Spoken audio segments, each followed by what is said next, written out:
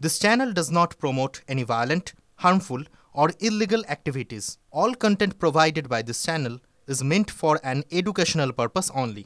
Top quality और consistent performance के लिए सिर्फ सिल्वर पंप नाम याद रखना। আবার ফিরছে আওয়ামী লীগ। দিকে দিকে হাসিনাপন্থী আইনজীবীদের একের পর এক বড় জয়। জোরালো হচ্ছে প্রশ্নটা। চাঁপাইনবাবগঞ্জ জেলা আইনজীবী সমিতির কার্যনির্বাহী কমিটির নির্বাচনের পর এবার বাংলাদেশের কুষ্টিয়ায় আইনজীবীদের ভোটে নিরঙ্কুশ জয় আওয়ামী লীগের। তা নিয়েই এখন নতুন চর্চা বাংলাদেশের রাজনৈতিক মহলে।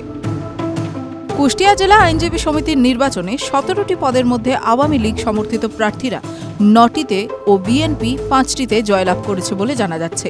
সভাপতি হয়েছেন আওয়ামী লীগ সমর্থিত হারুনুর রশিদ। তিনি এর আগেও জেলা আইনজীবী সমিতির সভাপতি ছিলেন। তবে খাতা খুলেছে অন্যান্যরাও।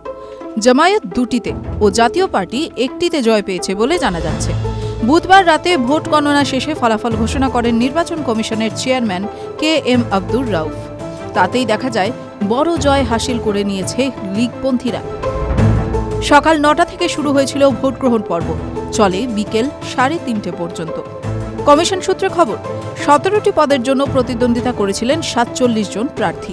তার মধ্যে সিংহভাগ পদে জয় এসেছে আওয়ামী লীগ সমর্থিত প্রার্থীদের। এর আগে চাঁপাইনবাবগঞ্জ জেলা আইনজীবী সমিতির কার্যনির্বাহী কমিটির নির্বাচনে 34 জন প্রার্থী প্রতিদ্বন্দ্বিতা করেছিলেন। সেখানে আওয়ামী লীগ সমর্থিত প্যানেল 6টি পদে জয়ী হয়। TV9 Bangla digital.